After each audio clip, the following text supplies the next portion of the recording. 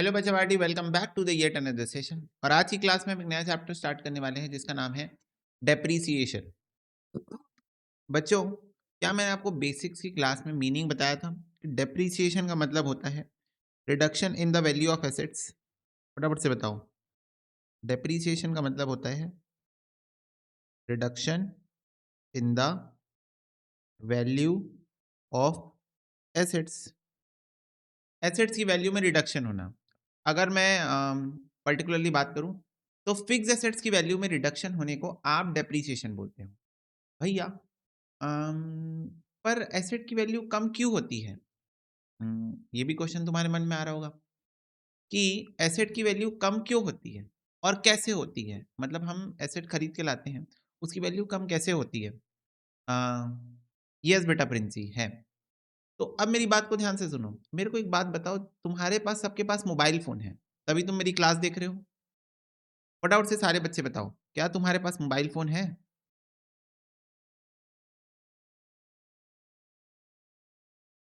बोलो।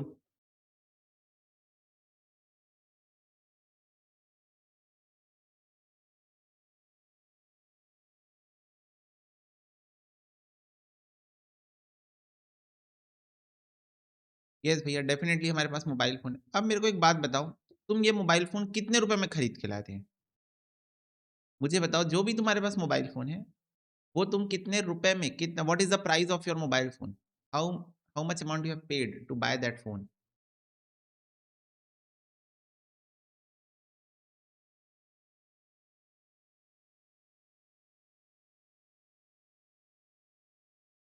ओके, 12,000, 15,000, 20,000, ठीक है।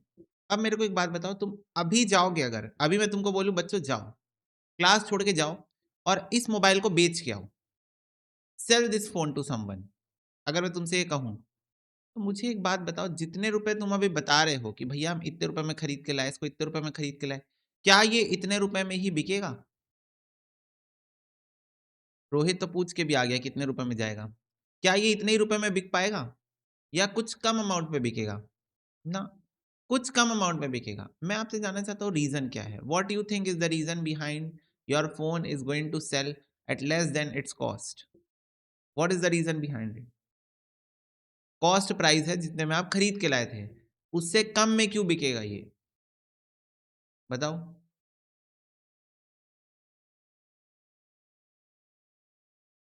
Time, okay.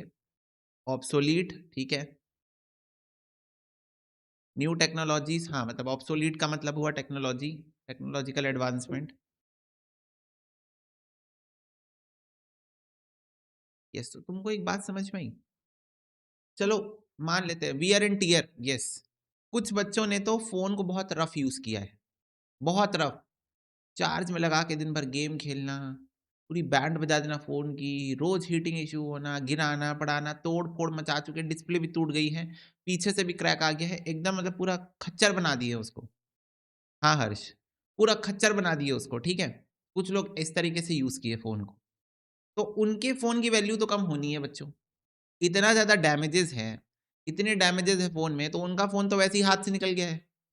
लेकिन मान लो कुछ जैसे लड़कियां, आपने देखा होगा, सजा के रखती है बच्चों फोन को, सुंदर एकदम, इतना मोटा बैक कवर रहता है, कैसे?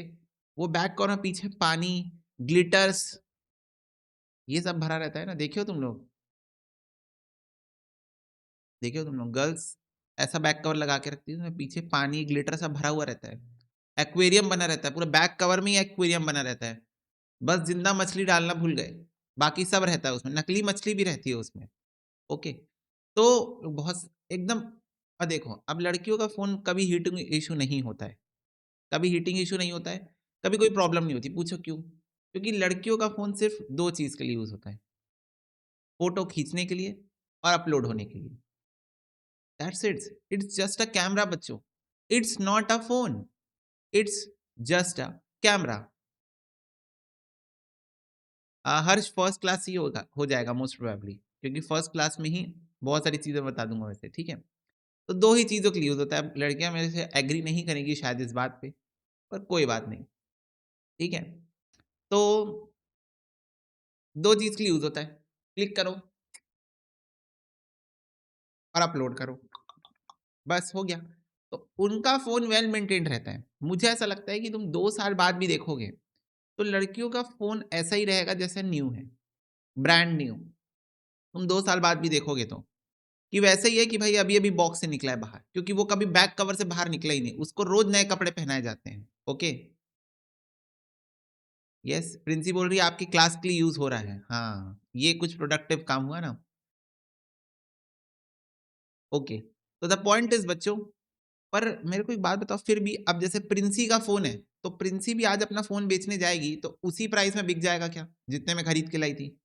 फटाफट से बताओ। नहीं बिकेगा। वो भी कम में बिकेगा, वो भी कम में बिकेगा। The simple reason is technological advancement, कि 2 साल पहले मैं कोई फ़ोन खरीदा था, उसमें और आज जो फ़ोन है, उसमें टेक्नोलॉजिकल डिफरेंस है। उसमें क्या है? टेक्नोलॉजिकल डिफरेंस है। तो इस वजह से अब जैसे तुमने देखा, एप्पल ने जो पिछले साल अपने फ़ोन्स लॉन्च किए, उसमें एआई फीचर्स लेके आए। उसके पहले के किसी भी मॉडल में उन्होंने एआई फीचर्स दिए, हालाँकि अभी तक एआई फीचर आया भी नहीं है। इंडिया में तो नहीं आया है। और मैं तुमको बता रहा हूँ कि एआई फीचर्स वो लाएँगे भी तो पिछले साल जो न्यू मॉडल लॉन्च हुआ है, उससे और उसके आगे वाले से लाएँगे। उसके पीछे वाले मॉडल लाएँगे भी नहीं। दूसरी बात तुमको पता है, एप्पल के ऊपर ये ब्लेम भी लगाया जाता है, ये केस भी हुआ है एप्पल के ऊपर, कि वो लोग जानबूझ के सॉफ्टवेयर अपडेट देके अपने फ़ोन के पुराने मॉडल्स को ना सॉफ्टवेयर सॉफ्टवेयर के पर्सपेक्टिव से कमज़ोर बनाते हैं। कैमरे की क्वालिटी गिरा देते हैं, फ़ोन की परफॉर्मेंस गिरा देते हैं। ये ब्लेम हुआ है पता है तुमको एप्पल के ऊपर, और ये रियल भी है। वो लोग जानबूझ के सॉफ्टवेयर अपडेट देके अपने पुराने फ़ोन्स की वैल्यू को कम कर देते हैं, उसकी परफॉर्मेंस को कम कर देते हैं, और नए फ़ोन्स की performance up to the mark रखते हैं, ओवरक्लॉक करके रखते हैं।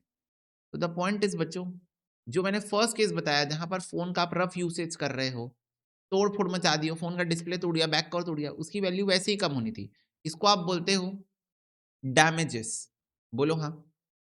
तो ये इसको आप क्या बोलते हो? डैमेजेस, कि आपका फ़ोन डैमेज हो जाना। डैमेज होने की वजह से तो उसकी वैल्यू गिरेगी। दूसरा, जब डैमेज नहीं हुआ है, पर आप नॉर्मली यूज़ कर रहे हो, नॉर्मली यूज़ कर रहे हो, तो नॉर्मली यूज़ करने के कारण भी बच्चों अब वो नया नहीं रहा। चाहे तुम उसको कितना भी सजा के रखो, चाहे वो तुम्हारी कार हो, चाहे वो तुम्हारा फ़ोन हो, चाहे वो तुम्हारा टीवी हो, चाहे वो तुम्हारा लैपटॉप हो, तुम उसको कितना भी अच्छे से रखो, सजा के रखो, पर अब वो नया नहीं रहा। आप उसको रेगुलरली यूज़ कर रहे हो। तो इसको बोलते हैं नॉर्मल वियर एंड टियर।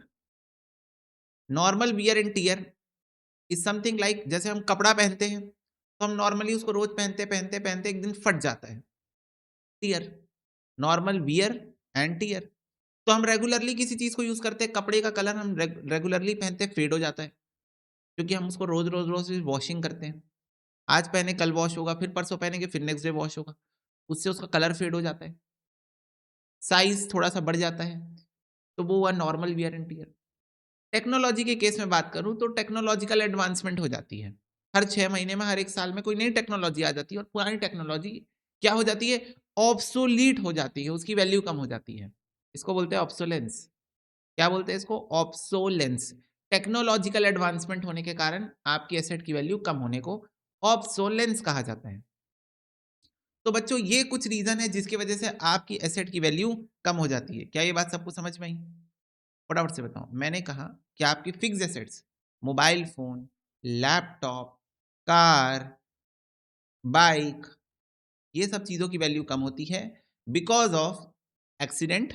अगर एक्सीडेंट हो गया, डैमेजेस हो गया, normal wear and tier, normal आप यूसेज कर रहे हो, और तीसरा ऑब्सोलेंस, टेक्नोलॉजी के केस में obsolescence.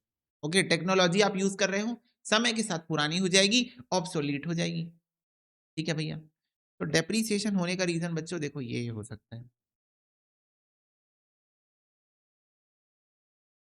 Damages, normal wear and tier, obsolete. ठीक है? तो this can be the reason. Obsolete ये वर्ड है, टेक्नोलॉजी सेक्टर के लिए यूज़ होता है। क्या ये बात सबको क्लियर है? सारे बच्चे एक बार फटाफट से बता दो, येस और नो?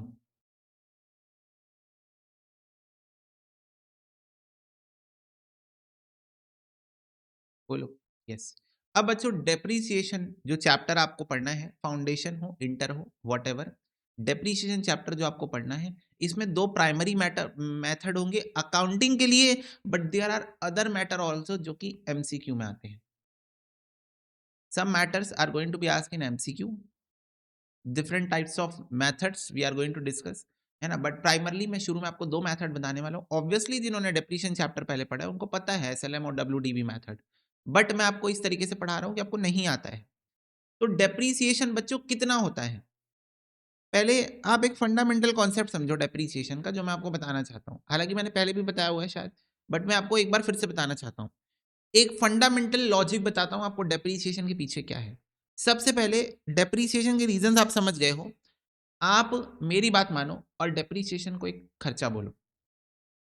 मान लो बच्चों डेप्रीसिएशन एक खर्चा है. बोलो. मान लिया. फटाफट से बोलो. चैट बॉक्स में बोलो भैया हमने मान लिया. आप जैसा बोलोगे हम मान लेंगे. तो बोलो मान लिया. फटाफट से बताओ.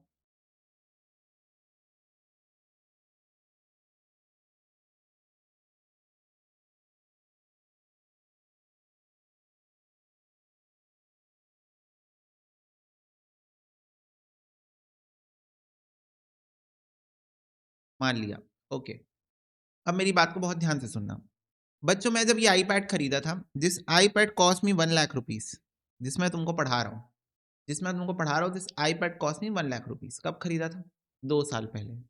मतलब 2 साल लैप्स हो गए हैं इस आईपैड को खरीदे. मुझे ऐसा लगता है इस आईपैड की परफॉर्मेंस देखें, आज तक जिंदगी में एक बार हैंग नहीं हुआ है. इवन बच्चों इसके पहले जो मेरा आईपैड था वो भी हैंग नहीं हुआ था कभी. आउट ऑफ नो वेयर मैंने ये आईपैड ले लिया बिकॉज वहां पर रिफ्रेश रेट थोड़ा कम था. ये इसका रिफ्रेश रेट अच्छा है, पढ़ाते टाइम लिखने में आसानी होती है. और तो बच्चों 2 साल मैंने इसको यूज कर लिया. मुझे ऐसा लगता है मैं 3 साल और आराम से यूज करूंगा इसको. आराम से मतलब एकदम आराम से. हो सकता है और 3 साल यूज, 8 साल यूज कर लूँ और 6 साल और यूज कर लूँ. बट मैं अभी बता रहा हूँ इन केस मेरे को ऐसा लगता है बहुत टेक्नोलॉजिकल पर्सन हूँ, पर जब तक मेरा कोई खर्चा जस्टिफाइड नहीं होता मैं खर्चा करता नहीं हूँ खर्चा.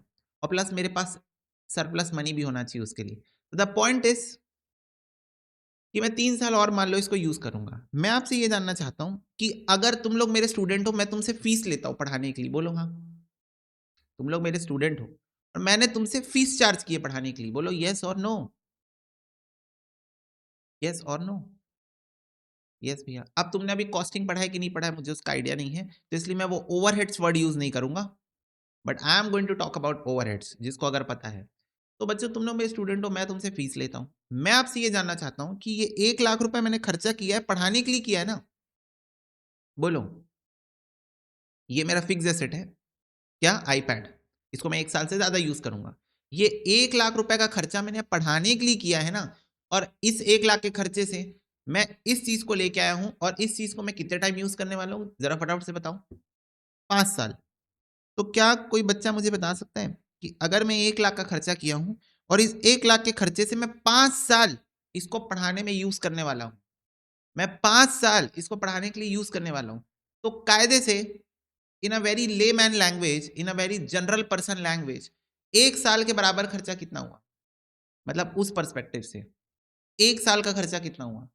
1 लाख का खर्चा मैंने किया है जिससे मैं 5 साल पढ़ाने में इसको यूज करने वाला हूं. तो from that point of view 1 साल का खर्चा कितना हुआ? 20,000 रुपए. यस. अब ये बताओ तो मैं 20,000 रुपए अपने स्टूडेंट से फीस में इंक्लूड करके वसूलूंगा. बोलो हाँ. 20,000 इज समथिंग जो मैं मान लूं कि मेरा ये 1 साल का खर्चा है, तो मेरे करंट ईयर के जो भी स्टूडेंट्स होंगे उनके फीस में मैं इसको इंक्लूड कर लूंगा. स्मॉल स्मॉल अमाउंट जितने भी स्टूडेंट होंगे. 100 स्टूडेंट होंगे तो 200 रुपए एक बच्चे के फीस में इंक्लूड कर लूंगा. अगर 100 बच्चे होंगे, अगर मेरे को 20,000 रुपए 100 बच्चों से लेना है, अगर मेरे को 20,000 रुपए 100 बच्चों से लेना है तो एक बच्चे से 200 रुपए लूंगा. अगर 1,000 बच्चों से लेना है तो एक बच्चे से 20 रुपए लूंगा. Concept of fix cost is coming, but I am not going to talk about that because may be आप कॉस्ट अकाउंटिंग नहीं पढ़े हो, है ना. तो मैं आपको बस सिंपल लैंग्वेज में बताना चाहता हूँ, सिंपल, कि बच्चों अगर आपने 1 लाख रुपए का कोई फिक्स एसेट खरीदा है, कोई फिक्स एसेट खरीदा है, और उसकी जो लाइफ है, जो जिंदगी है जिसमें आप उसको यूज करने वाले हो वो 5 साल है, तो उस हिसाब से अगर आप देखोगे तो 20,000 is your expense for 1 year, right. क्या ये सिंपली जस्टिफाइड है? एक कॉमन सेंस मतलब एक नॉर्मल इंसान भी यही इंटरप्रेट करेगा कि 1 साल का खर्चा उस हिसाब से 20,000 हुआ. और ज्यादा सिंप्लीफाई करो तो मेरे को एक बात बताओ, तुम लोग शायद किसी कॉलेज वगैरह को ज्वाइन किए होंगे, बीकॉम वगैरह कर रहे होंगे, BCom, BBA, any other course. तो मान लो तुम्हारा कॉलेज 3 साल का है, अब तो वैसे बीकॉम 4 साल का हो गया है, पर 3 साल का तुम्हारा मान लो कॉलेज है, और तुमने अपने कॉलेज की फीस पे की है 2 लाख रुपए, 2 लाख रुपए फॉर 3 ईयर्स बच्चों, या मान लो फॉर 4 ईयर्स। तो मुझे एक बात बताओ, मैं अगर तुमसे पूछूं बच्चों 1 साल की फीस कितनी है तुम्हारी बीकॉम की, बताओ तो क्या बताओगे? क्या है वो अमाउंट जो तुम बताओगे मुझे?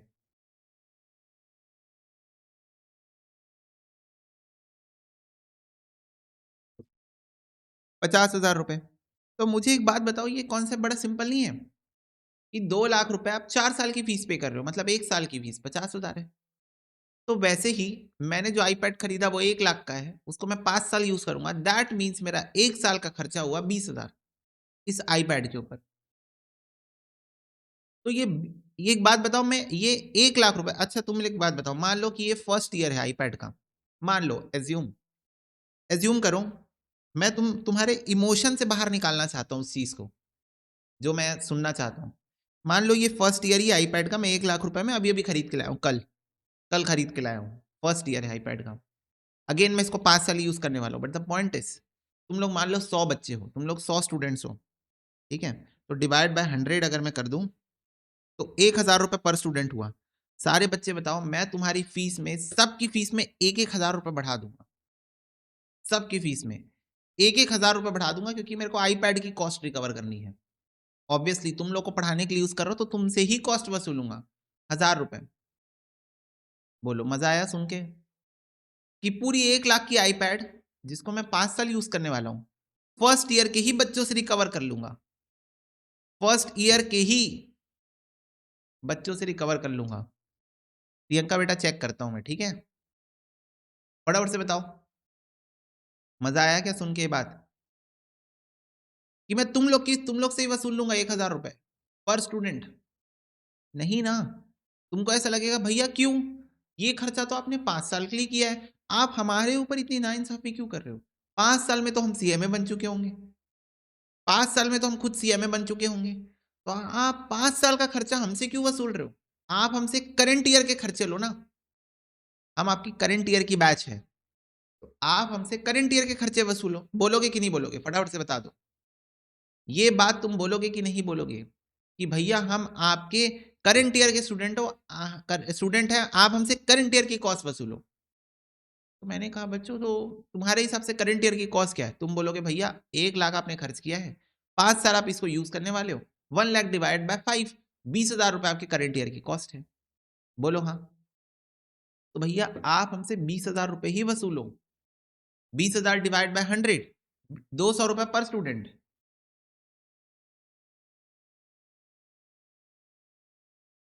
बोलो यस और नो, बोलोगे कि नहीं बोलोगे? एक बार बता दो, तुम लोग बोलोगे कि नहीं बोलोगे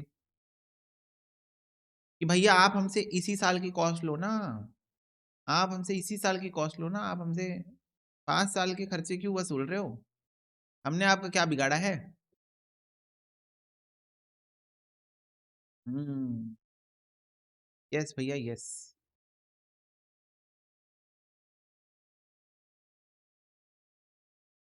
तो क्या तुमको ये फीलिंग ऑफ जिस कॉन्सेप्ट समझ में आया कि फीलिंग जो मैं बोल रहा हूं तुमको, क्या तुमको ये समझ में आया?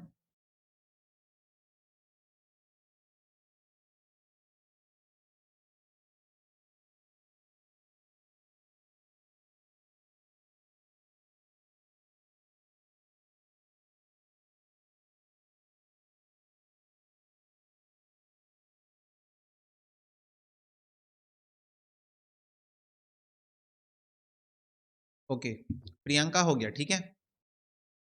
हाँ, तो अब बच्चों द पॉइंट इज, यही होता है डेप्रिसिएशन का कॉन्सेप्ट, कि सबसे पहले आप कोई भी फिक्स एसेट खरीद के लाते हो, फिक्स एसेट की डेफिनेशन याद है क्या हमको?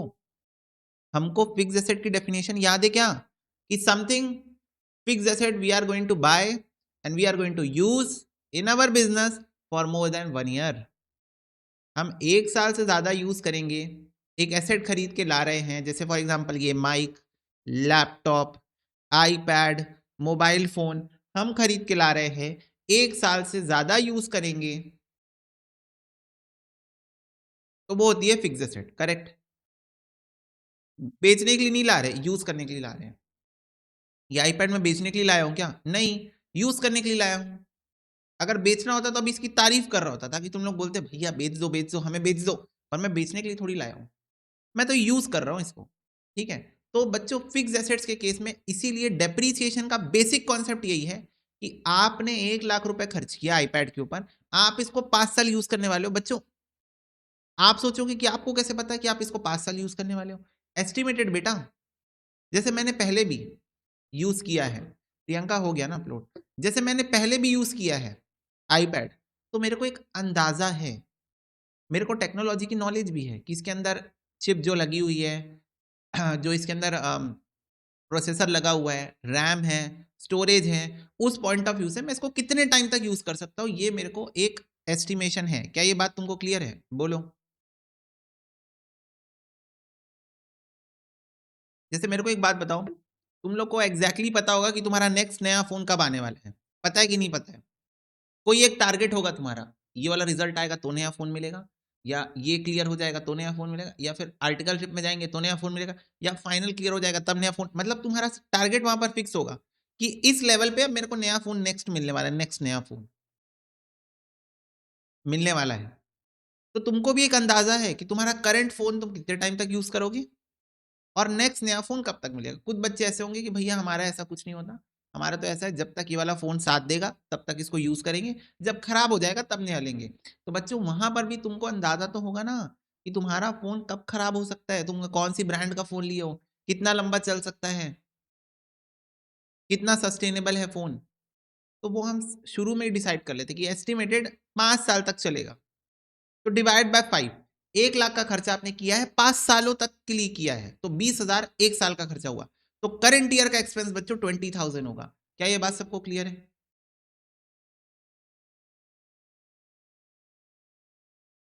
क्या ये बात सबको क्लियर है कि करंट ईयर का कॉस्ट 20,000 रुपीज़ होगा? And guess what guys? इस 20,000 को ही प्यार से कहा जाता है डेप्रिसिएशन। इस 20,000 को ही प्यार से कहा जाता है depreciation. That's why I told you depreciation is the cost for current year.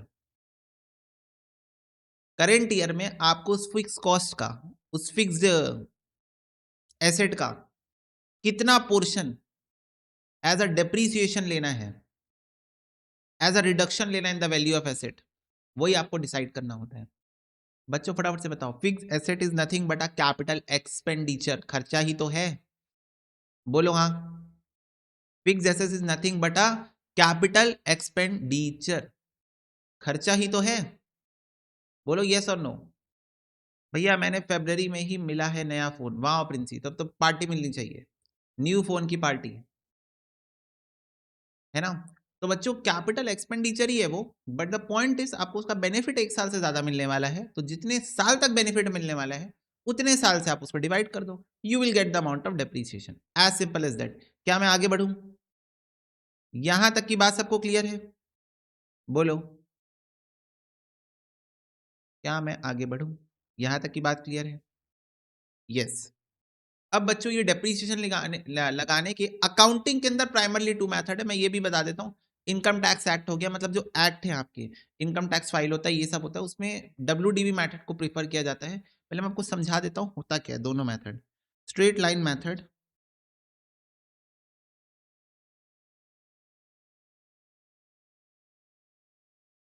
और return down value method.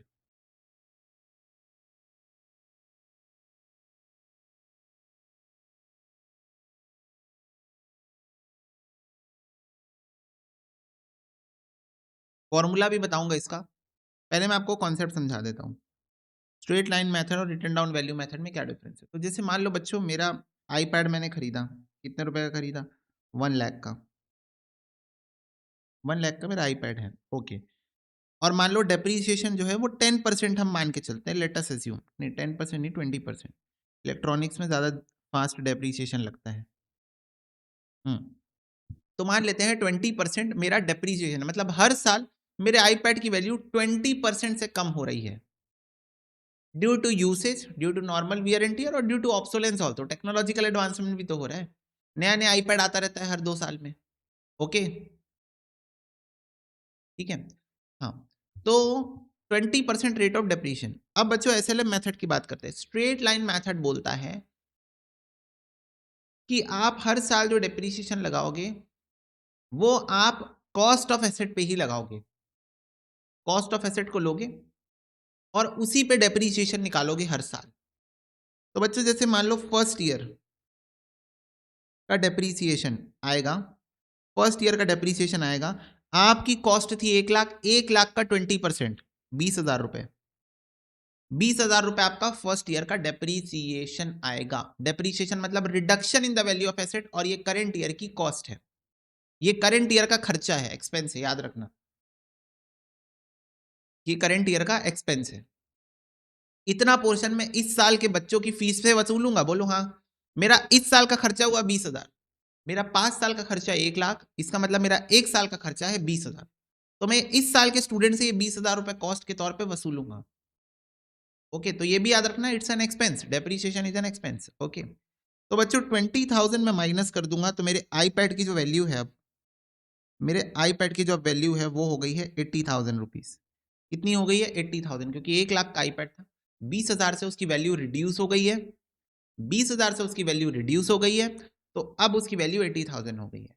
Second year का डेप्रीसिएशन में निकालूंगा बच्चों,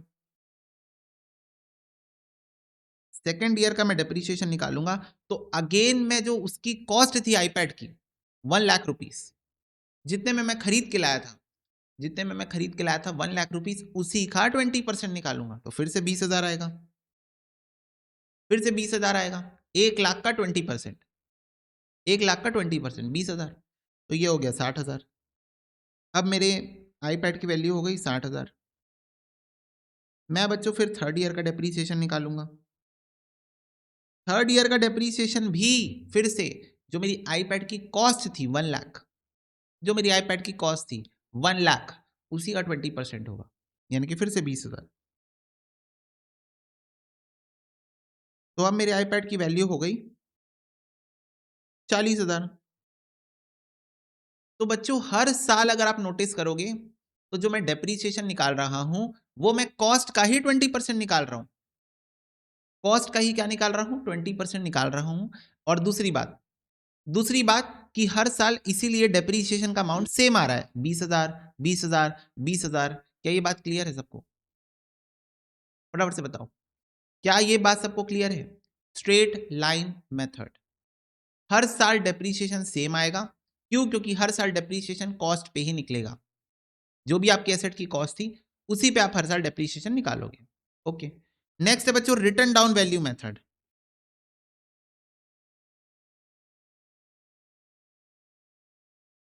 आप फर्स्ट ईयर डेप्रीसिएशन निकालोगे, अगेन 1 लाख रुपए है आपकी आईपैड की कॉस्ट, उसका 20% निकालोगे तो ये हो गया 20,000, ये हो गया 20,000। इसको आप माइनस करोगे तो वैल्यू आ जाएगी 80,000 रुपीज। अब बच्चों ये यहां तक तो हो गया, यहां तक तो हो गया। अब ध्यान से सुनना, रिटर्न डाउन वैल्यू मेथड बोलता है कि आपके एसेट की जो लेटेस्ट वैल्यू है उस पर डेप्रीसिएशन निकालोगे आप। आपके एसेट की जो लेटेस्ट वैल्यू है, लेटेस्ट, उस पे आप डेप्रीसिएशन निकालोगे। तो बच्चों यहां पर थी लेटेस्ट वैल्यू 1 लाख, जितने में मैं खरीद के लाया था, जितने रुपए में मैं खरीद के लाया था वही थी लेटेस्ट वैल्यू 1 लाख, उस पर मैंने 20% निकाला। अब बच्चों 1 लाख माइनस 20,000, अब मेरे एसेट की लेटेस्ट वैल्यू हो गई है 80,000 रुपए। अब मेरे एसेट की बुक वैल्यू, जिसको आप बोल सकते हो, जिसको आपने बुक्स में लिखा हुआ है, जिस वैल्यू को आपने बुक्स पे लिखा हुआ है, रिकॉर्ड किया हुआ है, वो ही आपकी लेटेस्ट वैल्यू। तो आपने अपनी बुक्स में अपनी एसेट को कितना दिखाया हुआ है? 80,000। आप जब खरीद के लाए थे आपने 1 लाख दिखाया था, उस पे आपने 20% का डेप्रीसिएशन लगाया, 20,000 आया। फिर आपको इसमें से इसको माइनस कर दिया आपने, reduction in the value of asset, तो आपकी वैल्यू हो गई 80,000। तो अब आपकी बुक्स में आपके आईपैड की वैल्यू 80,000 रुपीज दिख रही होगी 20,000 माइनस करने के बाद। तो अब जब सेकेंड ईयर में डेप्रीसिएशन निकालोगे तो इस 80,000 पे निकालोगे, सेकेंड ईयर पे जब आप 20% डेप्रीशिएशन निकालोगे तो इस 80,000 रुपीज पे निकलेगा। 80,000 का 20%। अब 80,000 माइनस 16,000 हो जाएगा 64,000। ये हो गया 64,000। ठीक है भैया। अब 64,000 हो गया। अब इसका 20% लगेगा डेप्रीशिएशन। ओ माय गॉड, भैया क्या खतरनाक काम चल रहा है। हाँ बिल्कुल खतरनाक काम चल रहा है। अब इसका 20% बच्चों 12,800 लगेगा डेप्रीशिएशन। ये है ना अब आपकी वैल्यू बुक्स के अंदर 80,000 थी, 20% डेप्रीशिएशन 16,000 आया, इसको इससे माइनस कर दिए। Depreciation means reduction in the value of asset, तो एसेट की वैल्यू कम होगी। तो 80,000 माइनस 16,000 64,000 हुआ वैल्यू। फिर 64,000 का 20% लगाओ और माइनस करोगे तो ये आ जाएगा 51,200 आपका वैल्यू। और ऐसे ही ये चलता जाएगा। तो सारे बच्चे फटाफट से बताओ, स्ट्रेट लाइन मेथड और रिटर्न डाउन वैल्यू मेथड में आपको डिफरेंस समझ में आया? फटाफट से बताओ, स्ट्रेट लाइन मेथड और रिटर्न डाउन वैल्यू मेथड में आपको डिफरेंस समझ में आया?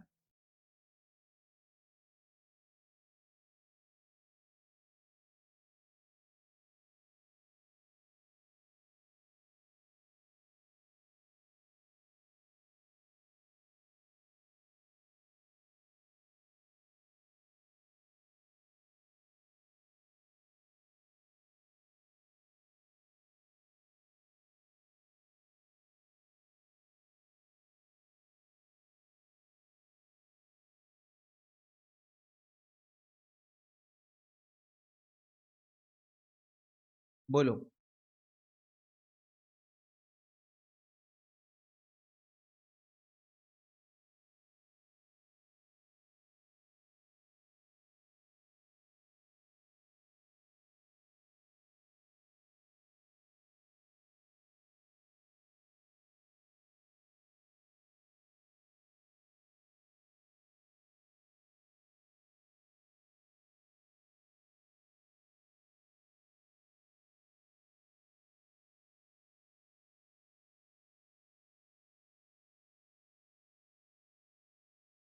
क्लियर है?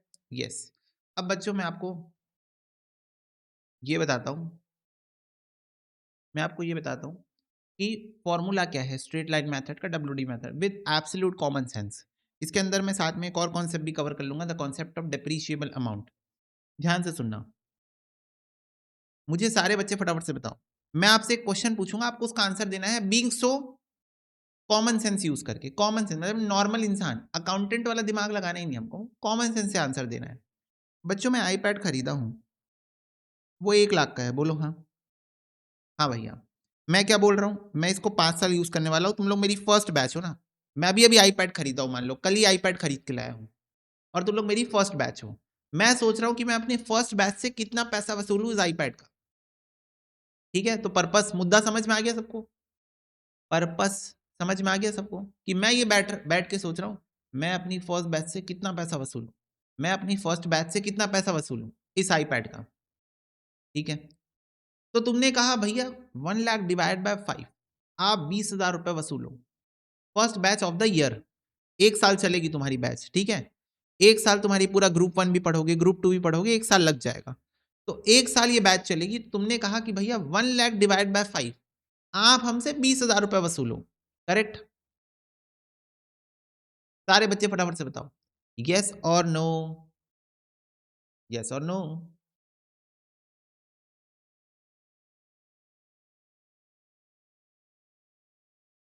यस। अब मैं आपसे ये पूछता हूं कि अगर मैं आपसे बोलूं, अभी जैसे रोहित उचक के चैट बॉक्स में बोल रहा था भैया आईपैड अपना मुझे दे दो, मैंने कहा ले लो, मैंने कहा ले लो।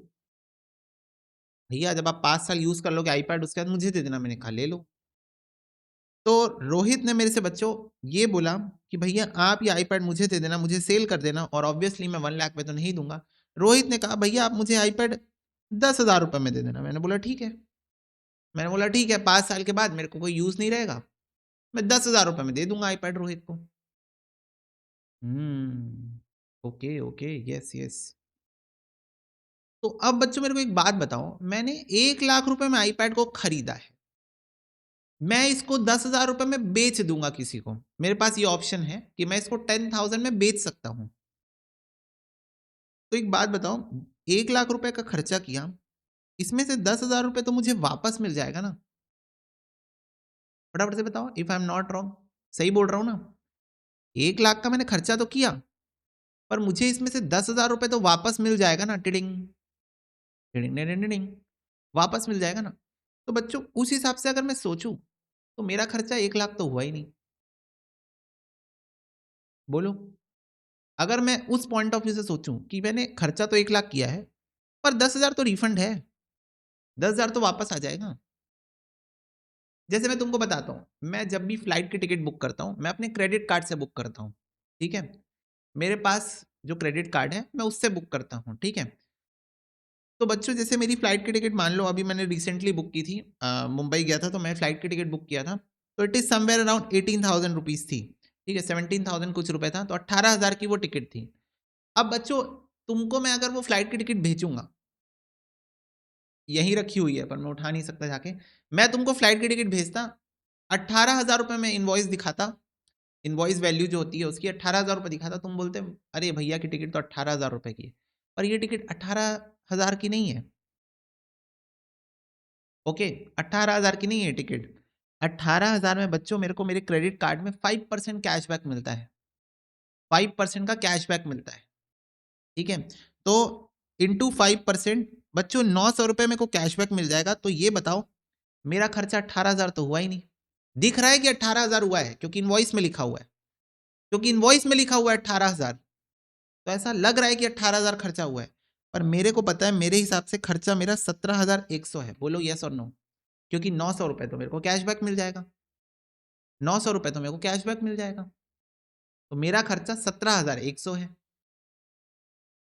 बोलो यस और नो, फटाफट से बताओ।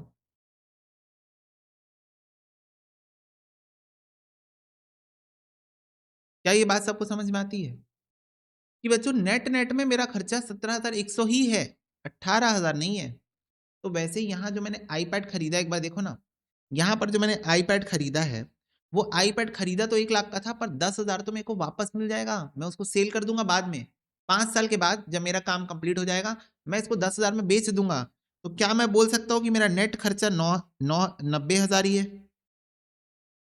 एक बार फटाफट से सारे बच्चे बता दो, क्या मैं बोल सकता हूँ कि मेरा नेट खर्चा 90,000 ही है?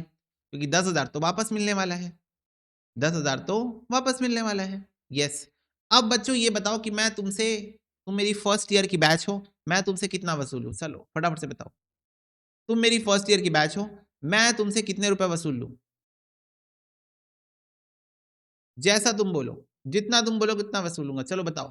फर्स्ट ईयर की बैच हो, कितना वसूलूं? तुमने कहा भैया 5 से डिवाइड करो, आप हमसे सिर्फ 18,000 रुपए वसूलोगे। अब भैया 5 से डिवाइड करो, आप हमसे बस अब 18,000 रुपए वसूलोगे। बोलो यस और नो। यस। तो बच्चों इनडायरेक्टली आपने स्ट्रेट लाइन मेथड से डेप्रीसिएशन पर एनम, यानी कि 1 साल का डेप्रीसिएशन कितना होना चाहिए, उसका फॉर्मूला बना दिया। डेप्रीसिएशन पर एनम कितना होना चाहिए, आपने उसका फॉर्मूला बना दिया इनडायरेक्टली। भैया क्या फॉर्मूला बना दिया हमने? ध्यान से देखो, आपने बोला 1 लाख माइनस 10,000 डिवाइडेड बाय 5, यही बोला ना तुमने? यही बोला ना तुमने, 18,000। तो मैंने कहा 1 लाख क्या है, तो आपने कहा भैया ये है कॉस्ट ऑफ एसेट। मैंने कहा 10,000 क्या है, तुमने कहा भैया ये है स्क्रैप वैल्यू। स्क्रैप वैल्यू क्यों बोल रहा हूं मैं? स्क्रैप वैल्यू नहीं, मैं इसको बोलता हूं रेसिडुअल वैल्यू या फिर सैल्वेज वैल्यू, या फिर बच्चों कुछ केस में स्क्रैप भी हो सकता है, ठीक है? Residual value, salvage value, scrap value, तीनों का मतलब सेम होता है, ठीक है? रेसिडुअल, सैल्वेज, स्क्रैप, बस अलग अलग चीजों के लिए अलग अलग वर्ड यूज किया जाता है। जैसे वो कबाड़ हो जाए, अगर मशीनरी है लोहे की तो लोहा बन जाएगा, तो स्क्रैप हो गया, ये इस तरीके से। तो cost of asset minus residual value कितनी है? 10,000। 10,000 में अपना आईपैड बेच सकता हूं मैं, divided by estimated useful life, जो कि है 5 साल। एस्टिमेटेड क्यों? क्योंकि आप जब खरीद के लाए हो तब आप उसको एस्टिमेट ही कर सकते हो, एक्चुअली तो आपको पता भी नहीं है कब तक चलेगा। तो divided by estimated useful life. तो आपने तो बच्चों एक फॉर्मूला ही डिराइव कर लिया। ओ माय गॉड, आपने फॉर्मूला याद नहीं किया, डिराइव किया। आपने फॉर्मूला याद नहीं किया, डिराइव कर लिया। जो भी कॉस्ट है एसेट की 1 लाख रुपए आईपैड की, माइनस उसकी रेसिडुअल वैल्यू, मतलब आप उसको 10,000 रुपए में बेच सकते हो, divided by estimated useful life, आप उसको कितने साल यूज कर सकते हो। तो इससे आपका डेप्रीशिएशन आ जाएगा 1 साल का कितना होना चाहिए। क्या ये बात सबको क्लियर है? फटाफट से एक बार बता दो, क्या ये बात सबको क्लियर है?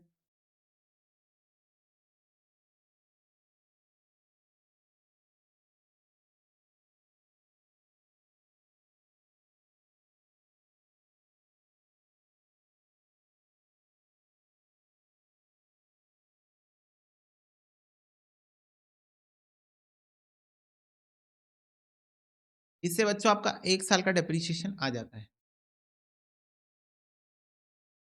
एसएलएम बेसिस पे। एसएलएम बेसिस पे डब्ल्यूडीवी का ऐसा कोई फॉर्मूला नहीं है, रिटर्न डाउन वैल्यू मेथड का ऐसा कोई फॉर्मूला नहीं। हालांकि रिटर्न डाउन वैल्यू मेथड में परसेंटेज निकालने का फॉर्मूला है, जो कि मैं आपको बताऊंगा बाद में। क्या यहां तक की बात सबको क्लियर है? एक बार फटाफट से बताओ, यस और नो। यस भैया। इसी बात पे बच्चों मुझे क्वेश्चन नंबर 1 का आंसर आप लोग बताओगे।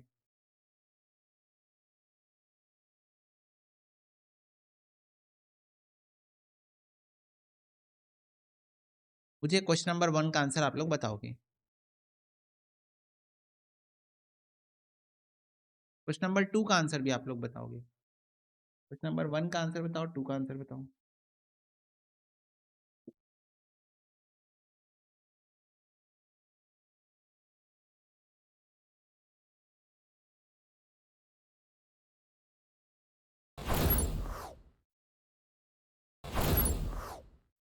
ओके, तो बच्चों फर्स्ट का आंसर देखो। ए लिमिटेड परचेस कर रही है एक मशीन कॉस्टिंग 4,25,000 रुपए। बोलो हाँ। 4,25,000 रुपए।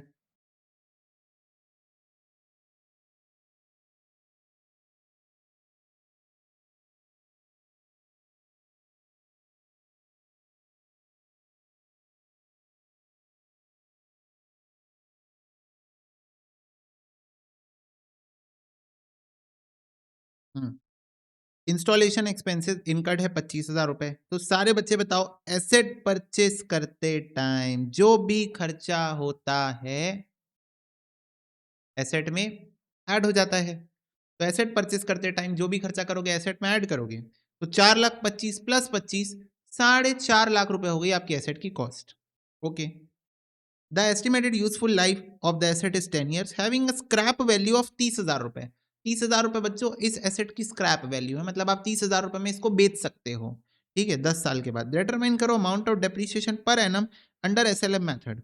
तो बच्चों 4,25,000 रुपए प्लस 25,000 रुपए, ये आपकी एसेट की वैल्यू हो गई जितने में आप इसको खरीद के लाए हो, माइनस आपको 30,000 रुपए बेच के रिकवर हो जाएगा। तो ये 30,000 माइनस कर दो, ये आपका खर्चा नहीं है, ये आपका रिकवर हो जाएगा। डिवाइडेड बाय 10 years, तो मुझे बताओ ये कितना आया? 42,000। करेक्ट, 42,000। इजी था ये। नेक्स्ट बोल रहा है ए लिमिटेड ने परचेज की मशीन जिसकी कॉस्ट 4,80,000 है, इंस्टॉलेशन एक्सपेंस 20,000 है। तो अगेन एसेट परचेज करते टाइम जो भी खर्चा होता है एसेट में ऐड होता है, तो ये 5 लाख हो जाएगा।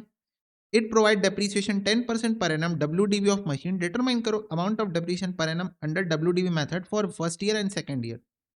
तो बच्चों 5 लाख की मशीन है, इसमें फर्स्ट ईयर का डेप्रीशिएशन आएगा 10% यानी कि 50,000, और सेकंड ईयर का डेप्रीशिएशन आएगा 5 लाख माइनस 50,000, 4.5 लाख का 10% 45,000।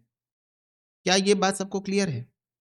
फर्स्ट ईयर का डेप्रीशिएशन बच्चों 5 लाख पे निकलेगा, तो 5 लाख का 10% 50,000। अब 5 लाख माइनस 50,000, आपका जो वैल्यू है मशीन का वो अब हो गया है 4,50,000। तो 4,50,000 का 10% 45,000। क्लियर है बात? बोलो तो 50,000 और 45,000, ये होगा आपका 2 साल का डेप्रीशिएशन। बोलो।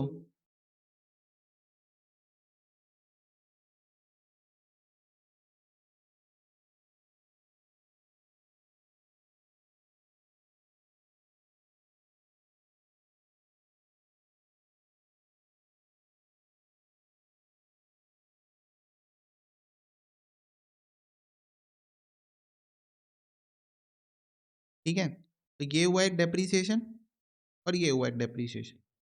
क्या ये बात सबको क्लियर है? यस और नो बच्चों? यस और नो? यस और नो? यस। चलो नेक्स्ट क्वेश्चन भी आप लोग करोगे, मैं बस एक आपको बता देता हूँ। देखो क्वेश्चन कह रहा है कैलकुलेट करो rate of depreciation SLM method के अंदर in each of the following case. First case है कॉस्ट ऑफ मशीन 90,000 है, expenses incurred at the time of purchase to be capitalize 10,000 है, तो इसका मतलब मशीन की वैल्यू हो गई है 1,00,000 रुपए। रेसिडुअल वैल्यू है बच्चों 20,000, तो ये माइनस हो जाएगा, रिकवरी ऑफ कॉस्ट की तरह काम करेगा, तो ये हो गया 80,000। 80,000 को आप एस्टिमेटेड यूजफुल लाइफ से डिवाइड करोगे, डिवाइड बाय 8 करोगे, तो आपका डेप्रीशिएशन पर एनम आ गया है 10,000 रुपए। तो 10,000 आपका डेप्रीशिएशन है बच्चों। आपसे क्वेश्चन ने कहा है रेट ऑफ डेप्रीशिएशन बताओ, डेप्रीशिएशन पर एनम नहीं पूछा है, बोल रहा है परसेंटेज ऑफ डेप्रीशिएशन बताओ। तो एक बात बताओ, एसएलएम मेथड में हर साल डेप्रीशिएशन सेम रहता है, तो आपका डेप्रीशिएशन आ रहा है 10,000 पर एनम, मतलब एक साल का डेप्रीशिएशन 10,000 आ रहा है, कितने रुपए की मशीन में? 1,00,000 रुपए की मशीन में। बोलो हाँ, कम ऑन एवरीवन बच्चों, फटाफट से बताओ। आपका डेप्रीशिएशन 10,000 रुपए आ रहा है 1,00,000 की मशीन पे, 1,00,000 की मशीन पे 10,000 का डेप्रीशिएशन आ रहा है, तो what is the percentage of depreciation? Can you tell me? Can you please tell me what is the percentage of depreciation on the cost of machine? Cost of machine बच्चों ये भी होगी plus ये भी होगी, क्योंकि एसेट परचेस करते time जो भी खर्चा होता है वो एसेट में ही ऐड होता है, तो एसेट की वैल्यू 1,00,000 है, एसेट की कॉस्ट कितनी है? 1,00,000 है, 1,00,000, तो 10,000 का डेप्रीशिएशन 1,00,000 की मशीन में, यानी कि 10% है रेट। क्या ये बात सबको क्लियर है? बोलो। 10,000 का डेप्रीशिएशन 1,00,000 की मशीन पे,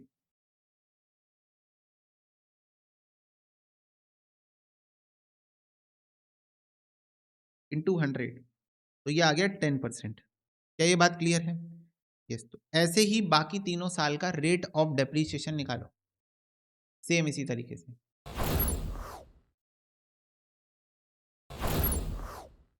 ओके, डन। चलो देखो, कॉस्ट ऑफ मशीन है बच्चों 90,000, 7,000 रुपए का खर्चा किया आपने इसके ऊपर, तो ये भी एसेट की वैल्यू में ऐड हो जाएगा, तो ये कितना हो जाएगा? 31,000। रेसिडुअल वैल्यू है 3,100, तो 31,000 में 3,100 माइनस कर दोगे, तो ये आ जाएगा 27,600, डिवाइडेड बाय 6 करोगे, तो ये आ रहा है 4,650। So this is your depreciation and this is your cost, तो 4,650 डिवाइडेड बाय 31,000%, तो ये बच्चों आ रहा है 15%।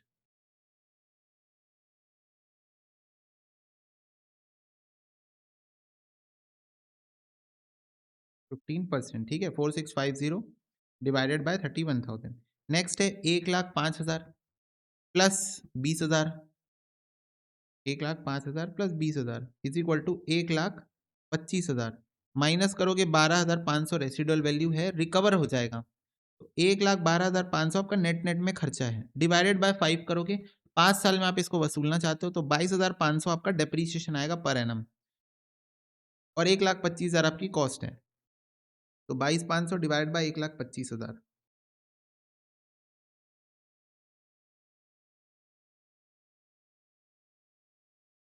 तो ये आ रहा है 18% डेप्रीसिएशन।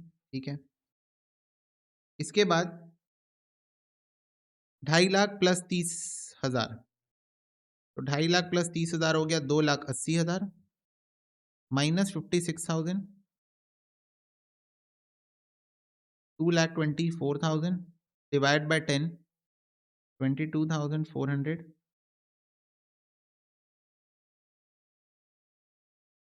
डिवाइड बाय 2,80,000 इंटू 100,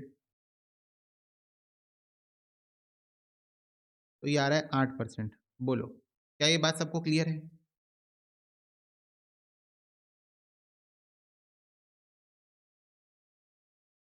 फटाफट से बताओ बच्चों, क्या ये बात सबको क्लियर है?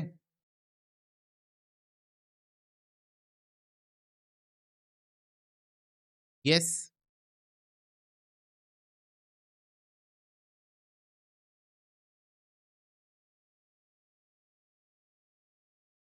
आगे बढ़े, क्लियर है क्वेश्चन सबको? कॉपी में नोट कर लिए हो ये आंसर? सॉल्यूशन नंबर 3 लिख के, सॉल्यूशन नंबर 3 लिख के इसको कॉपी में नोट भी कर लो।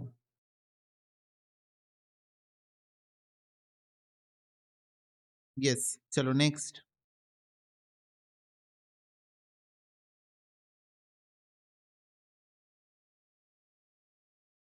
देखो, नेक्स्ट है, एक मशीन आप परचेस कर रहे हो 7 लाख रुपए में, एक्सपेंसेस इनकर्ड है कार्टेज और इंस्टॉलेशन में 3 लाख रुपए।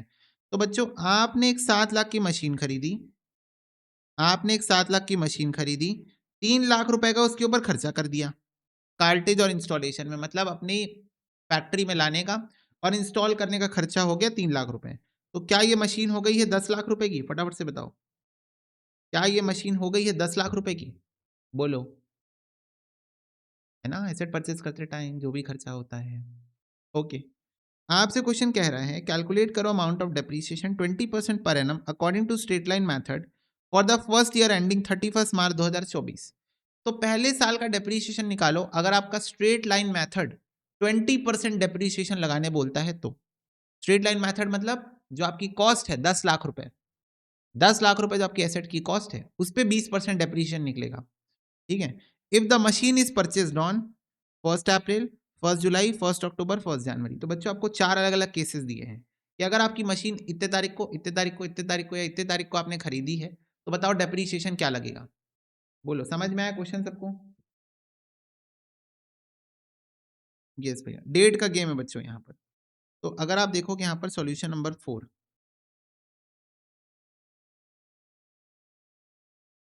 कॉस्ट ऑफ मशीन है बच्चों 10 लाख,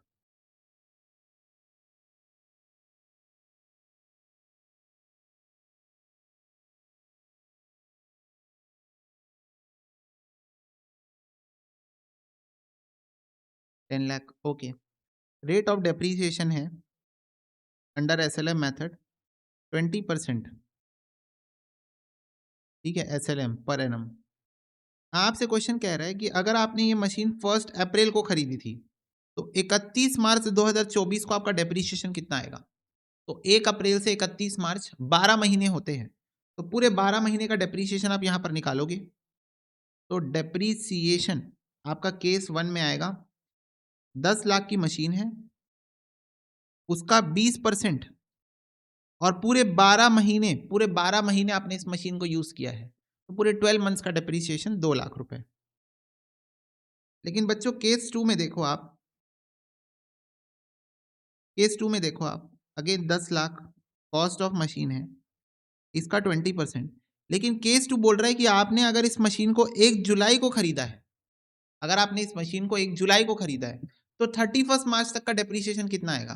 तो बच्चों अगर आपने 1 जुलाई को खरीदा है तो मुझे एक बात बताओ, जुलाई, अगस्त, सितंबर, अक्टूबर, नवंबर, दिसंबर, जनवरी, फरवरी, मार्च, क्या आपने इसको सिर्फ 9 महीने यूज किया है? इस मशीन को आपने सिर्फ 9 महीने यूज किया ना, आपने इसको पूरे साल यूज नहीं किया है। बोलो हाँ, आपने इसको पूरे साल यूज नहीं किया है, सिर्फ 9 मंथ्स यूज किया है। बोलो यस और no, you only use this machine for 9 months, not for the whole year. तो बच्चों इसको तुम ऐसे समझो कि मान लो तुम्हारी बैच पूरे साल ना चल के सिर्फ 9 महीने चली है। मान लो कि तुम्हारी बैच ग्रुप 1 प्लस ग्रुप 2 मिला के 12 महीने नहीं सिर्फ 9 महीने चली है, तो मुझे एक बात बताओ, मुझे तुमसे कितनी कॉस्ट रिकवर करनी चाहिए? 9 महीने की कॉस्ट कि 12 महीने की कॉस्ट? ऐसे ऐसे बोलता हो तो तुम लोग सही आंसर देते हो, क्योंकि यहाँ तुम थोड़ा इमोशनल हो जाते हो ना कि अरे हमारे बारे में पूछ रहे भैया, हमारे बारे में पूछ रहे भैया। तो फटाफट से बताओ, अगर मुझे तुमसे कॉस्ट रिकवर करनी है, तुम्हारी बैच 9 महीने चली है, 9 महीने चली है तुम्हारी बैच, तो 9 महीने की कॉस्ट रिकवर करूं कि 12 महीने की कॉस्ट रिकवर करूं? बताओ ना, कितनी कॉस्ट रिकवर की जाए तुमसे? बोलो, 9 महीने की कॉस्ट, क्योंकि तुम्हारी बैच 9 महीने चली है। अगर तुम्हारी बैच 9 महीने चली पर अगर मैं तुमसे 12 महीने की कॉस्ट रिकवर करूँ तो गुस्सा आएगा ना, मुंह फुलाओगे ना ऐसे करके, गुस्सा आएगा कि नहीं आएगा? 9 महीने की बैच अभी या 12 महीने की कॉस्ट आपने रिकवर कर ली हमसे। यस, तो बच्चों ये जो आपका डेप्रीशिएशन आ रहा है ये तो पूरे साल का आ रहा है, पर एनम, पर एनम मतलब सालाना, ईयरली रेट। तो ये जो आप 10 लाख का 20% निकाल रहे हो, 2 लाख, ये तो 12 महीने का डेप्रीशिएशन है। कितने महीने का डेप्रीशिएशन है? 12 महीने का। तो आप इसको डिवाइड कर दो 12 से, ये 12 महीने का डेप्रीशिएशन है, तो आपको 1 महीने का डेप्रीशिएशन मिल जाएगा। बोलो हाँ। अगर आप इसको 2 लाख को 12 से डिवाइड कर दो, अगर आप 2 लाख को 12 से डिवाइड कर दोगे, 2 लाख डिवाइड बाय 12, तो आपको 1 महीने का डेप्रीशिएशन मिल जाएगा। और फिर आप इसको 9 से अगर मल्टीप्लाई कर देते हो, फिर आप अगर इसको 9 से मल्टीप्लाई कर देते हो, तो आपको 9 मंथ्स का डेप्रीशिएशन मिल जाएगा। तो इसीलिए इंटू 9 बाय 12, 12 से डिवाइड करोगे तो 1 महीने का डेप्रीशिएशन मिल जाएगा, और 9 से मल्टीप्लाई कर दोगे तो 9 महीने का डेप्रीशिएशन मिल जाएगा। तो बताओ 9 महीने का डेप्रीशिएशन कितना आ रहा है? 1.5 लाख रुपए भैया। Same goes with case 3। Case 3 में बोल रहा है आपने इस मशीन को 1 अक्टूबर को खरीदा है, तो अक्टूबर, नवंबर, दिसंबर, जनवरी, फरवरी, मार्च, तो यानी कि आपने सिर्फ 6 महीने इस मशीन को यूज किया है, पूरे साल यूज नहीं किया है, सिर्फ 6 महीने यूज किया है। तो 6 महीने का डेप्रीशिएशन आ जाएगा 1 लाख। देन आपने 1 जनवरी को अगर खरीदा है, तो अगर आपने 1 जनवरी को खरीदा है, तो जनवरी, फरवरी, मार्च, 3 महीने आपने बस इसको यूज किया है, 3 मंथ्स बस आपने इसको यूज किया है, तो इसका डेप्रीशिएशन आ जाएगा 50,000। क्या ये बात सबको एब्सोल्युटली क्लियर है?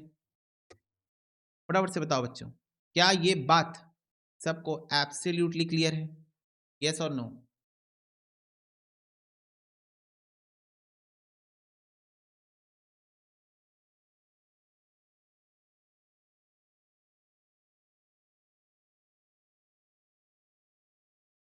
यस, ओके, चलो नोट कर लो इसको फटाफट।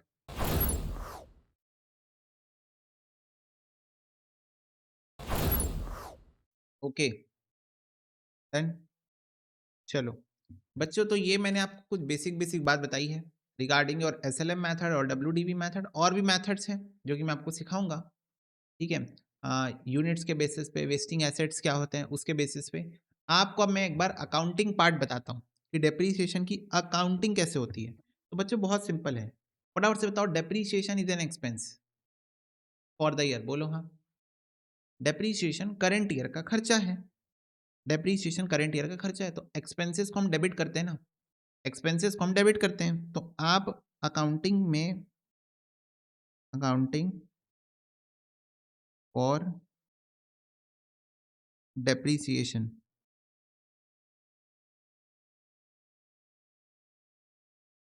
आप जो एंट्री पास करते हो, डेप्रीसिएशन अकाउंट डेबिट, क्योंकि डेप्रीसिएशन आपका एक्सपेंस है, तो nominal account all the expenses and losses are debited, expense debit होता है।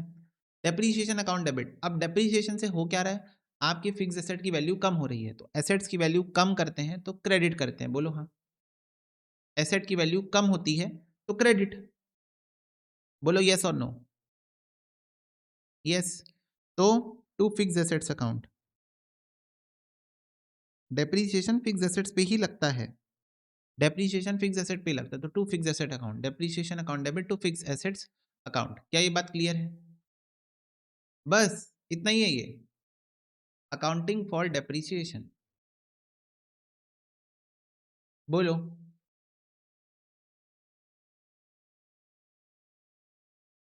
तो जो भी आपका फिक्स एसेट का अकाउंट होगा, उसके क्रेडिट साइड में आप लिखते हो डेप्रीसिएशन, उससे उस एसेट की वैल्यू कम हो जाती है।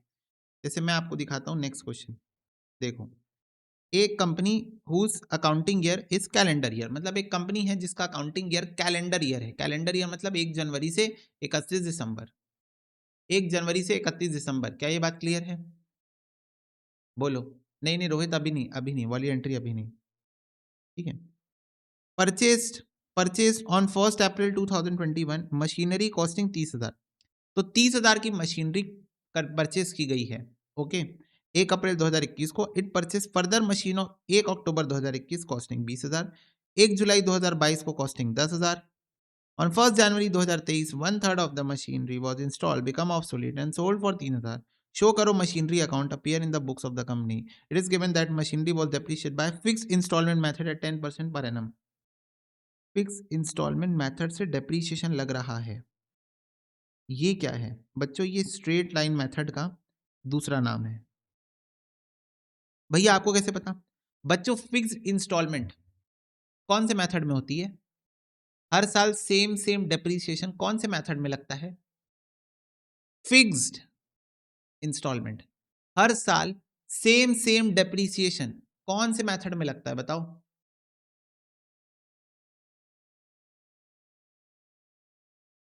बताओ बताओ, कौन से मेथड में लगता है?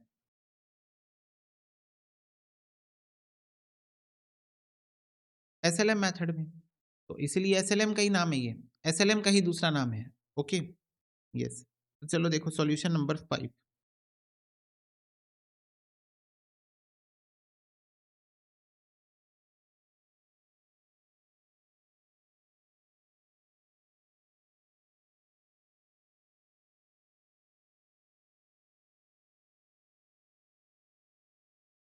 मशीनरी अकाउंट बनाना है ना आपको, शो मशीनरी अकाउंट बोला है क्वेश्चन में।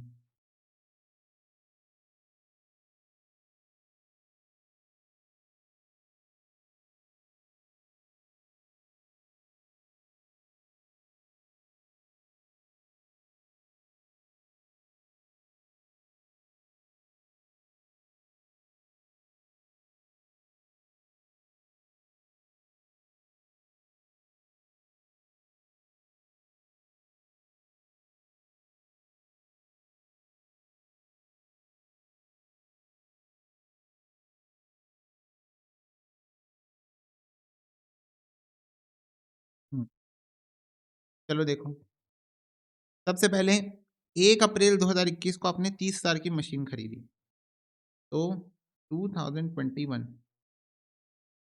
अप्रैल 1 to bank machinery account debit to bank account 30,000, machinery account debit to bank account 30,000 की आपने मशीन खरीदी। ओके, इसके बाद 1 अक्टूबर को आपने 20,000 की मशीन खरीदी।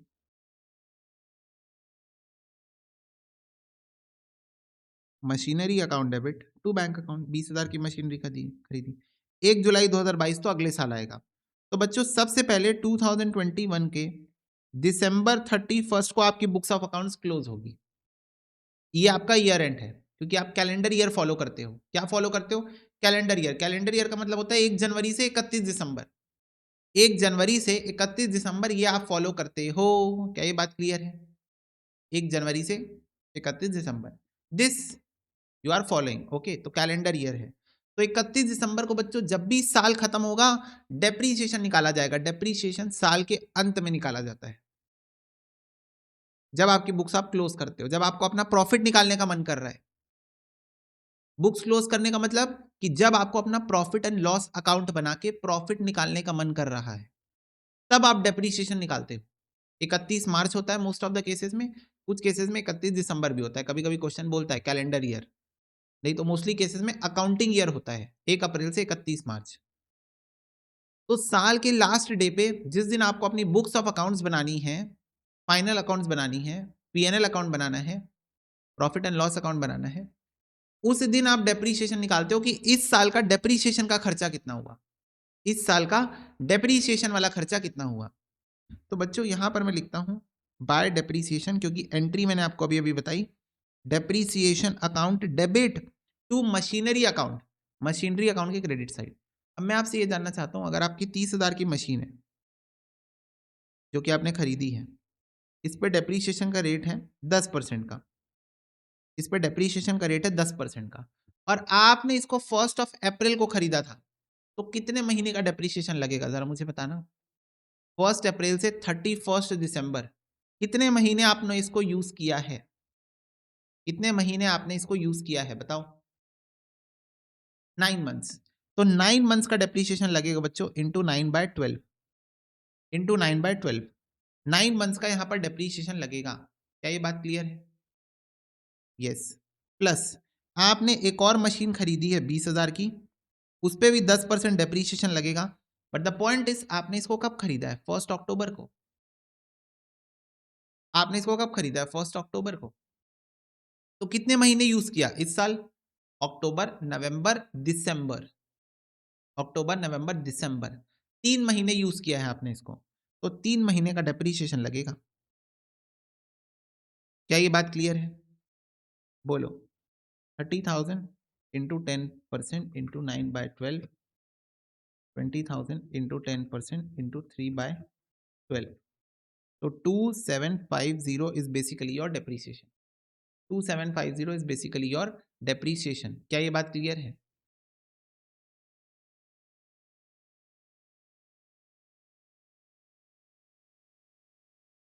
टू टू 50 और 500, 2250 और 500। यस। अब बच्चों साल के अंत में हम क्या करते हैं, लेजर अकाउंट को क्लोज कर देते हैं, बाय बैलेंस कैरिड डाउन कर देते हैं। तो बाय बैलेंस कैरिड डाउन आएगा, कितना आएगा, 50,000 माइनस 2750, 47,250। ये आपका बैलेंसिंग फिगर है। अगर आप बाइफर्गेशन करके लिखना चाहो तो आपके मशीन 1 की वैल्यू है, मशीन 1 की वैल्यू है 30,000, इसकी वैल्यू थी, आपने इसमें इतना डेप्रीशिएशन लगाया है। कितना डेप्रीशिएशन लगाया है? 2250 का डेप्रीशिएशन लगाया है। तो 30,000 माइनस 2250, मशीन 1 की वैल्यू है 27,750। ये आपकी मशीन 2 की वैल्यू है और इस पे आपने इतना डेप्रीशिएशन लगाया है 500 का। तो 20,000 माइनस 500, 19,500। तो ये दोनों मिला के 47,250 आ रहे हैं। कि यहां तक की बात सबको क्लियर है? एक बार कंफर्म कर दो,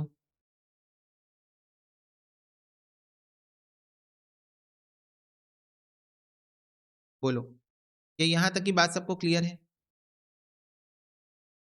कोई डाउट?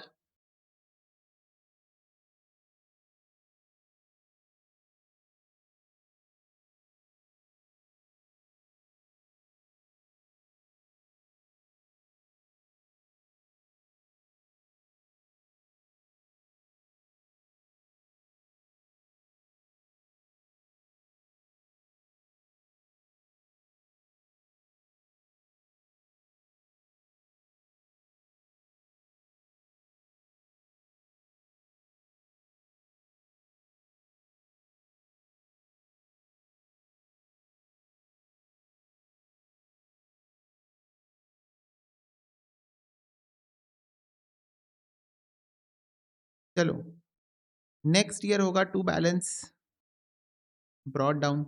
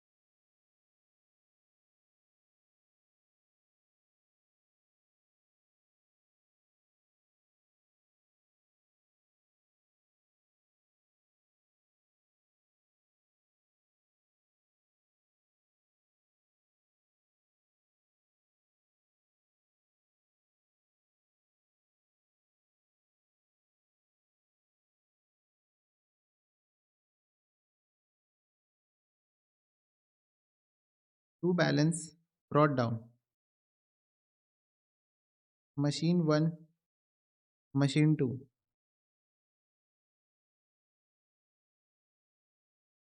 27,750, 19,500। 2022 जनवरी 1। इसके बाद 1 जुलाई 2022 को आपने 10,000 की मशीन खरीदी है to bank, machinery account debit to bank. 10,000 की मशीन आपने खरीदी है, ओके।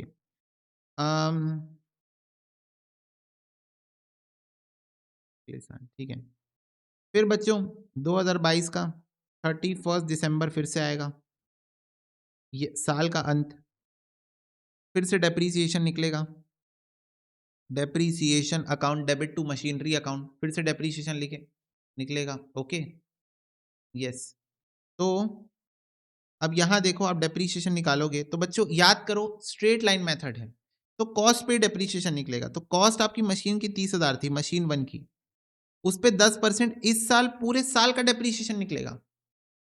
करंट ईयर में पूरे साल का डेप्रीसिएशन निकलेगा। क्यों? क्योंकि पूरे साल यूज हुई ना। पिछले साल 9 महीने यूज हुई थी, इस साल तो 12 महीने पूरा यूज हुई ना। इस साल तो पूरे 12 महीने यूज हुई, 1 जनवरी से 31 दिसंबर, पूरे साल यूज हुई है। 20,000 की जो मशीन आपने खरीदी थी ये भी पूरे साल यूज हुई है। लेकिन बच्चों आपने इस साल 10,000 की एक मशीन खरीदी है, लैग हो रहा है। अच्छा, एक मिनट, आपने इस साल 10,000 की एक मशीन और खरीदी है जुलाई 1 को, जुलाई 1 को 10,000 की मशीन एक और खरीदी है। और क्योंकि ये मशीन आपने 1 जुलाई को खरीदी है तो जुलाई, अगस्त, सितंबर, अक्टूबर, नवंबर, दिसंबर, इस पे सिर्फ 6 महीने का डेप्रीशिएशन लगेगा।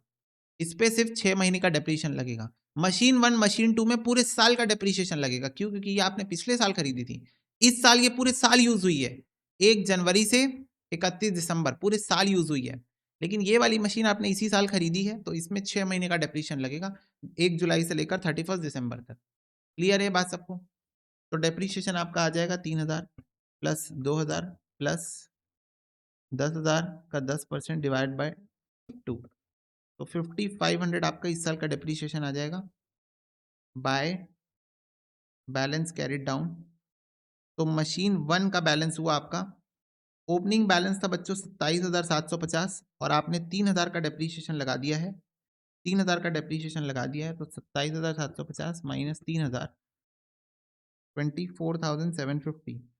मशीन 2 का बैलेंस होगा आपका 19,500 का ओपनिंग बैलेंस था, 2,000 रुपये आपने डेप्रीशिएशन लगा दिया है, 19,500 माइनस 2,000 17,500। और मशीन 3 आपने इस साल खरीदी है,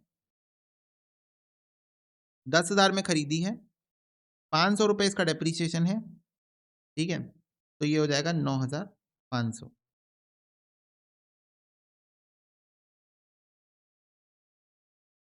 51,750। क्या ये बात सबको क्लियर है? बोलो,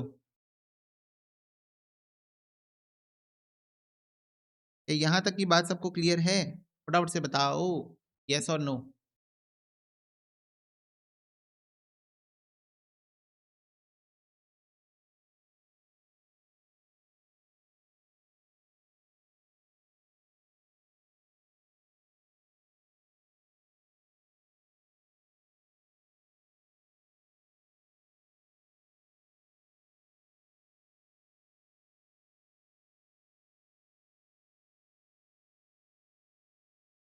यस, ओके।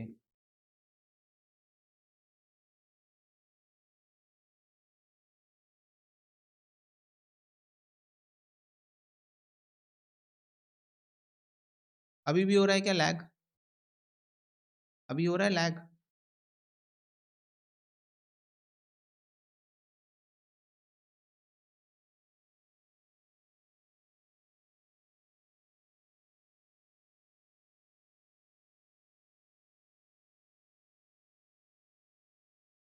नहीं सोनम नहीं, अभी तो ये बेसिक्स है।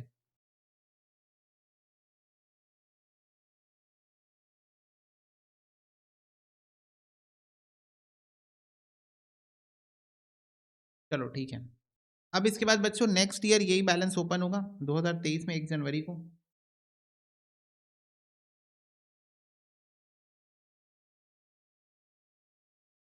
टू बैलेंस ब्रॉट डाउन 51,750, जिसका बाइफर्गेशन ये है।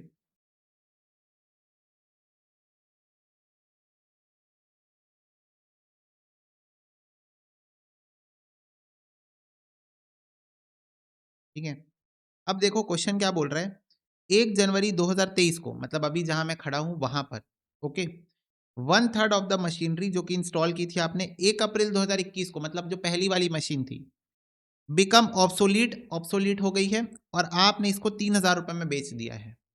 ओ, तो बच्चों एक बात बताओ, 1 अप्रैल को हमने ये वाली मशीन खरीदी थी ना, 30,000 वाली, फटाफट से बताओ, 1 अप्रैल को हमने 30,000 वाली मशीन खरीदी थी ना, बोलो। यस, तो इस 30,000 वाली मशीन की आज वैल्यू कितनी है, यानी कि मशीन 1 की, मशीन 1 की आज वैल्यू कितनी है बच्चों? मशीन 1, मशीन 2, मशीन 1 की आज वैल्यू है बच्चों 24,750। इसका 1/3 आप बेच दोगे, तो फटाफट से इसका 1/3 निकालो, कितना आ रहा है? इसका 1/3 निकालो बच्चों, कितना आ रहा है? 24,750 का 1/3 कितना आ रहा है? 8250। तो 24,750 का 1/3 आ रहा है 8250।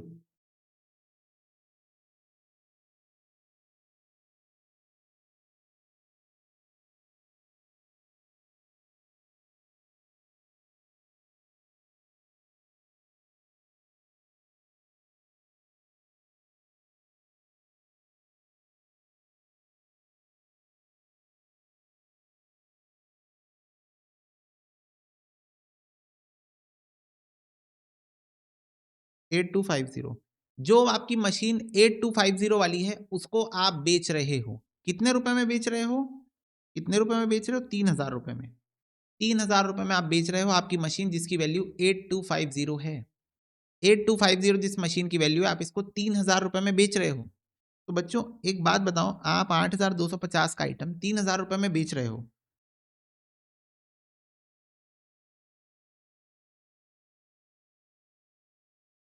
3000 में बेच रहे हो, तो क्या आपको भी ऐसा नहीं लग रहा है कि आपको लॉस हो गया है ऑन दिस सेल 5250 रुपए का? फटाफट से बताओ, 5250 रुपए का आपको लॉस ऑन सेल नहीं हो गया है? Loss on this sale 5250 rupees.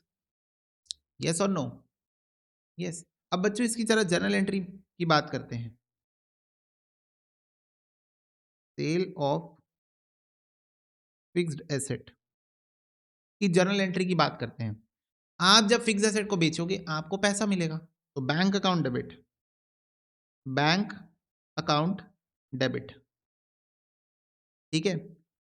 To, fix asset account, आपका फिक्स एसेट जा रहा है, भाई सेल कर रहे हो तो फिक्स एसेट जा रहा है, परचेस किए थे तो फिक्स एसेट आ रहा था, तो जब आ रहा था fix asset account debit to bank किए थे, अब जा रहा है तो bank account debit to fix asset, ठीक है। तो आप सेल कर रहे हो, फिक्स एसेट आपका जा रहा है। अगर आपको इस ट्रांजेक्शन में लॉस होता है, मतलब आप अपना फिक्स एसेट सस्ते में बेच देते हो, लॉस होता है, तो लॉस क्या होगा? डेबिट होगा, नॉमिनल अकाउंट है, debit all expenses and losses, तो loss on sale of fix asset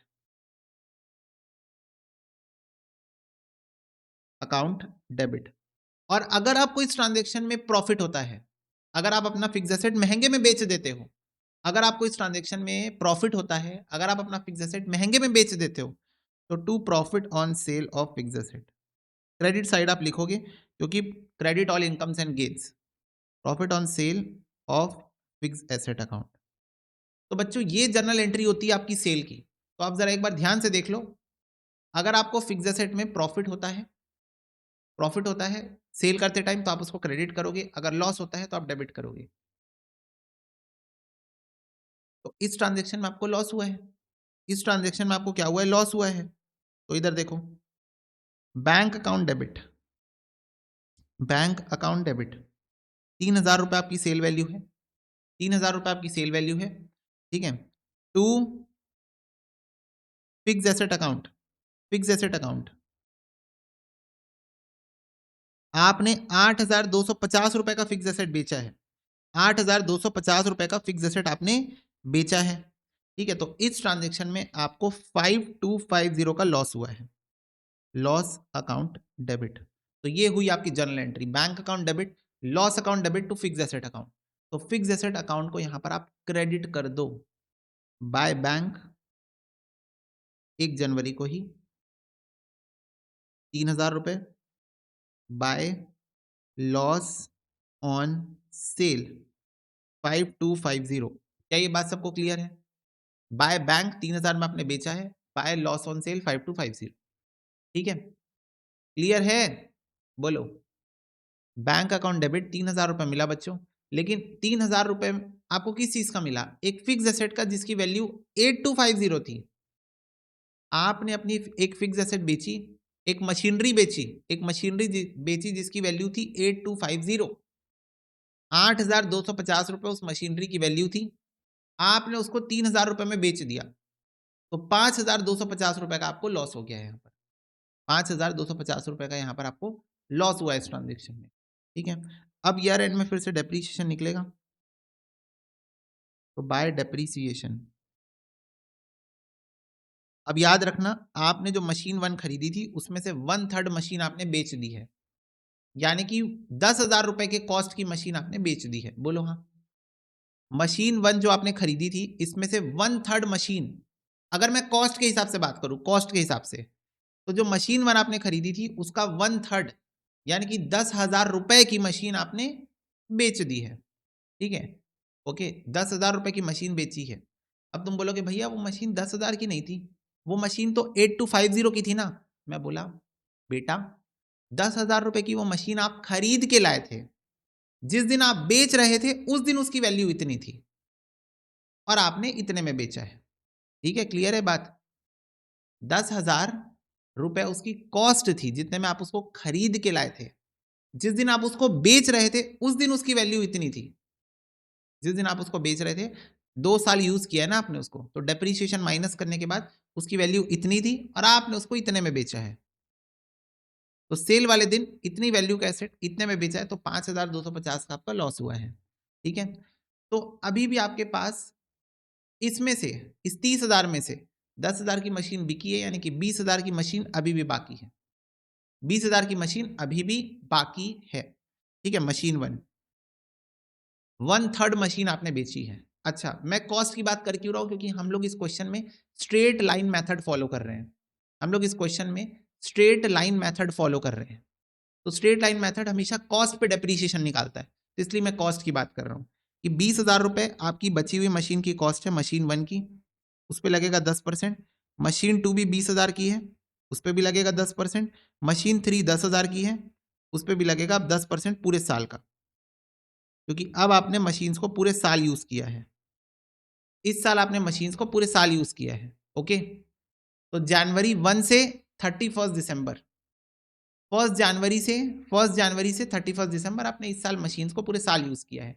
machine 1 में बच्चों 10,000 वाला पोर्शन बिक चुका है। 30,000 रुपए कॉस्ट थी ना मशीन 1 की, मशीन 1 की कॉस्ट थी 30,000 रुपए, उसमें से 1/3 यानी कि 10,000 रुपए वाला जो पोर्शन था वो आपने बेच दिया है। 20,000 वाला पोर्शन अभी भी बाकी है। मशीन 2 भी 20,000 की है, मशीन 3 भी 10,000 की है, तो ये तीनों मिला के 50,000 की मशीन पे 10% यानी कि 5,000 डेप्रीसिएशन आया। बाय बैलेंस कैरिड डाउन निकाल दो बैलेंसिंग फिगर।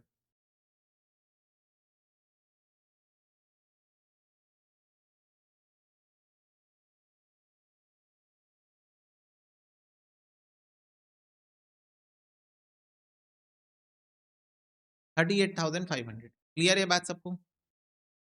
38,500। और ये बच्चों आपका एक क्वेश्चन था जिसके ऊपर हमने मशीन की सेल भी की है और एसएलएम बेसिस पे अकाउंट भी बनाया है प्रॉपरली। क्लियर है?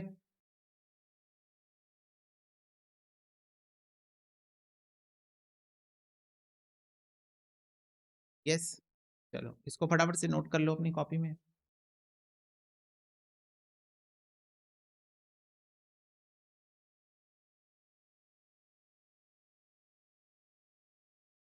ठीक है, ये बात ध्यान में रखना कि 10,000 रुपए की मशीन 2 साल के बाद जब आप 1 जनवरी को पहुंचे, 1 जनवरी को पहुंचे तब उसकी वैल्यू थी 8250। 1 जनवरी को उसकी वैल्यू थी 8250, आपने उसको 3,000 में बेचा, तो 5,250 का आपका नुकसान हो गया है, लॉस हो गया है। ठीक है, लॉस ऑन सेल। और क्योंकि आपने 10,000 की कॉस्ट की मशीन बेच दी है, तो अब 20,000 की कॉस्ट की मशीन बाकी है। 20,000 की कॉस्ट की मशीन बाकी है, उस पर 10% डेप्रीशिएशन लगेगा। मशीन 2 तो पूरा का पूरा बचा है, मशीन 3 भी पूरा बचा हुआ है। इसमें इस बार पूरे साल का डेप्रीशिएशन लगेगा, क्योंकि इस साल आपने पूरे साल मशीन को यूज किया है, पूरे साल। क्लियर है? ओके। Hello Ishan, hello. चलो नोट कर लो इसको। Okay, done. यस। चलो बच्चों, मैंने आज की क्लास में आपको कुछ कुछ बेसिक बेसिक बातें बताई है डेप्रीशिएशन के बारे में। What do you mean by SLM method, what do you mean by WDV method, depreciation की एंट्री क्या होती है, सेल की एंट्री आप कैसे पास कर सकते हो, ये सब कुछ कुछ बातें और बेसिक कॉन्सेप्ट। नेक्स्ट क्लास में हम बच्चों फर्दर कॉन्सेप्ट पढ़ेंगे डेप्रीशिएशन चैप्टर के ऊपर, और भी मेथड्स ऑफ डेप्रीशिएशन निकालना सीखेंगे। अकाउंटिंग पार्ट पे ज्यादा फोकस करेंगे, क्योंकि इंस्टीट्यूट मेथड से ज्यादा अकाउंटिंग पूछती है एग्जाम में। ठीक है, और फुल मार्क्स के क्वेश्चंस आते हैं इंटर में 7 मार्क्स के क्वेश्चंस आते हैं इंटर में 6 मार्क्स 7 मार्क्स के, तो वो हम करेंगे और एमसीक्यू पर्सपेक्टिव से भी सारे क्वेश्चन हम सॉल्व करेंगे जो कि मेथड ओरिएंटेड होते हैं ज़्यादातर। ठीक है बच्चों, तो चलो आज की क्लास में बस इतना ही, मिलता है अगले सेशन में। तब तक के लिए God bless you, take care and bye bye.